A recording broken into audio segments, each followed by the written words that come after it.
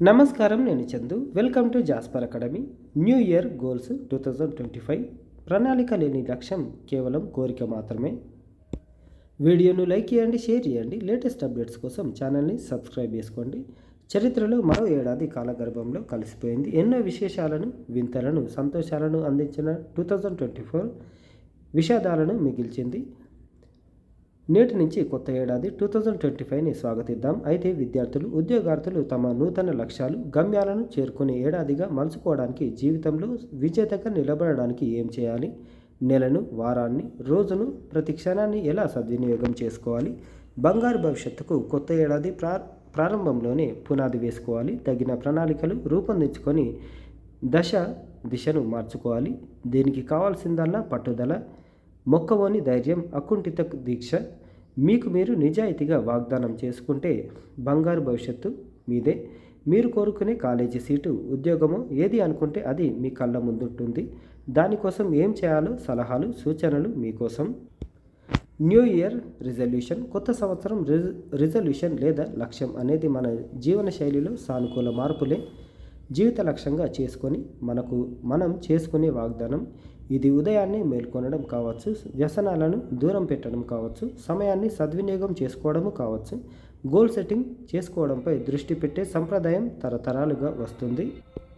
పురాతన రోమ్ చరిత్రలో కొత్త సంవత్సరంలో అప్పులు తీర్చుకుంటామని ప్రతిజ్ఞ చేసుకునేవారు. అలా కొత్త తీర్మానాలను చేసుకొని ముందుకు పోయే సంస్కృతి నేటికి కొనసాగుతుంది. కొత్త ఏడాది తీర్మానాలు మీ లక్ష్యాలకు కట్టుబడి ఉండటానికి స్థిరమైన రిమైండర్గా పనిచేస్తాయి. ఏడాది పొడవునా ప్రేరణగా కొనసాగించడంలో సహాయపడతాయి. పెన్ను, పేపర్ తీసుకొని బలహీనతలను రాసుకోవాలి. టీచర్లు, అమ్మా నాన్నల సహాయంతో చక్కటి ప్లాన్ వేసుకోవాలి. గత అనుభవం నుంచి అపజయాలను విజయాలుగా మార్చుకోవాలంటే గతంలో చేసిన తప్పులు మళ్ళీ చేయకుండా ప్రతిరోజును సద్వినియోగం చేసుకోవాలి. జీవితంలోని కొన్ని అంశాలను, అంటే వ్యక్తిగతంగా, విద్యాపరంగా లేదా వృత్తిపరంగా తమను తాము మెరుగుపరచుకోవడానికి ఇదే సరైన సమయం. చదువు పట్ల మరింత మక్కువ పెంచుకొని అనుకున్న లక్ష్యం వైపు పయనించాలి. దీనికోసం మాక్రో ప్లాన్స్ సిద్ధం చేసుకోవాలి. రోజువారీ ప్రణాళిక. విద్యార్థులైతే అకాడమిక్ మార్కులు, ఎంట్రన్స్ ఎగ్జామ్లో మంచి స్కోరు, ర్యాంక్ సాధించడం కోసం, ఉద్యోగార్థులైతే అనుకున్న ఉద్యోగాన్ని సాధించడం కోసం రోజువారీ స్టడీ ప్లాన్ ముందుంచుకోవాలి. దానికి కట్టుబడి ఉండాలి. అనివార్య కారణాలు ఆ ప్లాన్ మిస్ అయితే అకుంఠిత దీక్షతో మరికొంత సమయం కష్టపడి ఆ ప్లాన్ను ట్రాక్లో పెట్టుకోవాలి.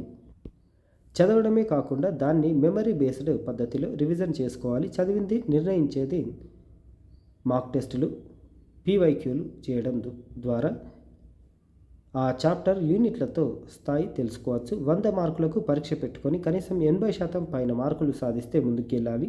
లేదంటే తిరిగి ఆ చాప్టర్ యూనిట్ను రివిజన్ చేసుకోవాలి. ఇలా ప్రతి అంశాన్ని కాన్సెప్ట్ బేస్డ్గా, క్యాలిక్యులేటెడ్గా అర్థం చేసుకొని ప్రయుక్తం చేస్తే ఆయా అంశాలపై పూర్తి స్థాయి పట్టు సాధించవచ్చు.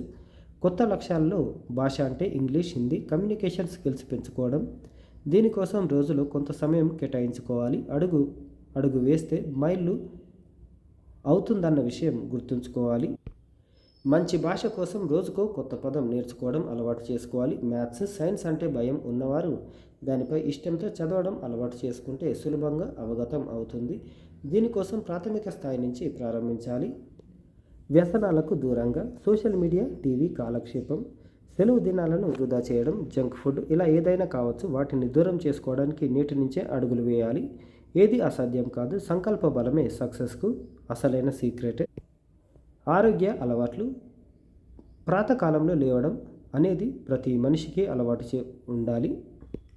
దీనివల్ల మానసిక, శారీరక ఆరోగ్యం మెరుగుపడుతుంది. చక్కటి పాజిటివ్ ఆలోచనలు వస్తాయి. వ్యాయామం, యోగా, మెడిటేషన్ వంటివి చేస్తే మెదడు, శరీరం రెట్టింపు ఉత్సాహంతో పనిచేస్తుందని ఎన్నో పరిశోధనల ద్వారా నిరూపితమైన విషయం గుర్తుంచుకోవాలి. ఆహారపు అలవాట్లు కూడా చదువు, కెరీర్పై తీవ్ర ప్రభావం చూపిస్తాయనడంలో సందేహం లేదు.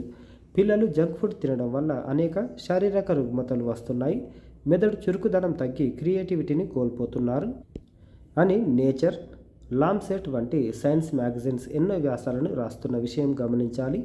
భౌగోళిక పరిస్థితులకు అనువైన ఆహారం, పాలు, పండ్లు, పచ్చి కూరగాయలు, మిల్లెట్స్ వంటి వాటితో ఆరోగ్యంగా ఉండడానికి ప్రయత్నించాలి. ఫాస్ట్ ఫుడ్ తింటే పాస్ట్ టెన్స్లోకి పోతామన్న విషయం గుర్తుంచుకోవాలి. అడ్డంకులను అధిగమించడానికి ప్లాన్ వేసుకోవడం వరకు చాలామంది ఉత్సాహంగానే ఉంటారు. కానీ అమలు పరచడంలో అలసత్వం ప్రదర్శిస్తే వెనుకబడిపోతారు, లక్ష్యానికి దూరం అవుతారు. స్వయం ప్రేరణ చేసుకోవడంతో పాటు మంచి మిత్రుడు, తల్లిదండ్రులు, సీనియర్ల సహాయం తీసుకోవాలి. ఆటంకాలను అధిగమించాలి, అలసత్వాన్ని వీడాలి. సెలవు దినాల్లో మరికొన్ని గంటలు అధికంగా శ్రమించండి. ఇలా 2-3 సార్లు చేస్తే అడ్డంకులు చెదిరిపోయి విజయానికి దారితీస్తాయి. విజేతలు పరాజితుల నుంచి మన చుట్టుపక్కలే ఉండి ఇటీవలి కాలంలో ఎంట్రన్స్లో ర్యాంకులు సాధించిన వారిని, ఉద్యోగాలు సాధించిన వారిని నిశితంగా పరిశీలించాలి. వారితో అవకాశం కల్పించుకొని మాట్లాడాలి. ఇలా చేస్తే ఎన్నో విషయాలు అవగతమవుతాయి. పరాజితులను పరిశీలిస్తే వారు చేసిన చిన్న పొరపాట్లే అపజయానికి కారణం అనే విషయం తెలుస్తుంది. ఓటమి ఎదురైనా రెట్టింపు పట్టుదలతో ముందుకెళ్తే మరో ప్రయత్నంలో తప్పక విజయం వస్తుందన్న విషయాన్ని విజేతలు అందరూ నిరూపించారు కూడా. గత ఏడాది గురుకులాలు, పోలీసు, డిఎస్సి, గ్రూప్స్ ర్యాంకర్ల వివరాలు పరిశీలిస్తే లక్ష్యం చేరుకోవడం కోసం కనీసం ఏడాది నుంచి 4-5 ఏళ్లు కష్టపడ్డ వారే కనిపిస్తున్నారు. అంతేకాదు రాష్ట్రంలో ఇటీవల 2-3 ఉద్యోగాలను సునాయాసంగా సాధించారు. దానికి కారణం వారి అకుంఠిత దీక్ష, పట్టుదల, సాధించాలనే తపన. అవలక్షణాలను వీడితే ప్రతి ఒక్కరికి ఏదో ఒక చెడు అలవాటు ఉంటుంది. వేకువజామున లేవకపోవడము, ప్రారంభ సమయంలో ఉన్న ఉత్సాహం తర్వాతి కాలంలో ఉండకపోవడం, స్నేహితుల మోజులో పడి లక్ష్యాన్ని మరవడం, అనారోగ్యం, కుటుంబ సభ్యులు, ఇలా అనేక కారణాలు కావచ్చు. కానీ ఒక్కసారి ఒలింపిక్స్, పారాలింపిక్స్ను పరిశీలిస్తే గ్రామీణ ప్రాంతాల నుంచి, కడు పేదరికం నుంచి వచ్చిన వారే ప్రపంచ పథకాలను కొల్లగొట్టారు. అంతేకాదు ప్రపంచాన్ని శాసిస్తున్న అనేక కంపెనీల అధిపతుల జీవిత గాథలను పరిశీలిస్తే పెద్ద అకాడమిక్ ట్రాక్ లేని వారే కావడం స్ఫూర్తిదాయకం. కఠోర శ్రమ, విజన్ ఉండడం వల్లే వారు ఐకాన్స్గా, సెలబ్రిటీలుగా ఎదిగారు. పుకార్లు, షికార్లు నమ్మొద్దు. తెలంగాణ ఏర్పడినప్పటి నుంచి మన చుట్టుపక్కల నుంచే 1,50,000 మందికి పైగా అభ్యర్థులు ఉద్యోగాలు సాధించి వారి కలను సాకారం చేసుకున్నారు. ఇది కనిపిస్తున్న చరిత్ర. ఇక సెంట్రల్ గవర్నమెంట్, త్రివిధ దళాలు, బ్యాంకు, సాఫ్ట్వేర్, ఇతరత్ర ఉద్యోగాలు సాధించిన వారి సంఖ్య దీనికి రెట్టింపు ఉంటుంది అనడంలో అతిశయోక్తి లేదు. ఈ క్షణం నుంచే నిరాశ, నిస్పృహలను వీడి లక్ష్య నిర్దేశన చేసుకోవాలి. Smart work plus hard work = success ఫార్ములాను పాటించి విజయ తీరాలకు చేరుకోవాలని కోరుకుంటున్నాను. All the best. సమస్యల పట్ల స్పందించడం కంటే సమస్యను అధిగమించడం ముఖ్యం అని సుందర్ పిచాయ్ అంటున్నారు. All the best once again. ఇది ఈరోజుకు సంబంధించిన ఆర్టికల్. వీడియోని లైక్ చేయండి, షేర్ చేయండి. లేటెస్ట్ అప్డేట్స్ కోసం ఛానల్ని సబ్స్క్రైబ్ చేసుకోవడం మర్చిపోకండి. Thank you. ధన్యవాదాలు.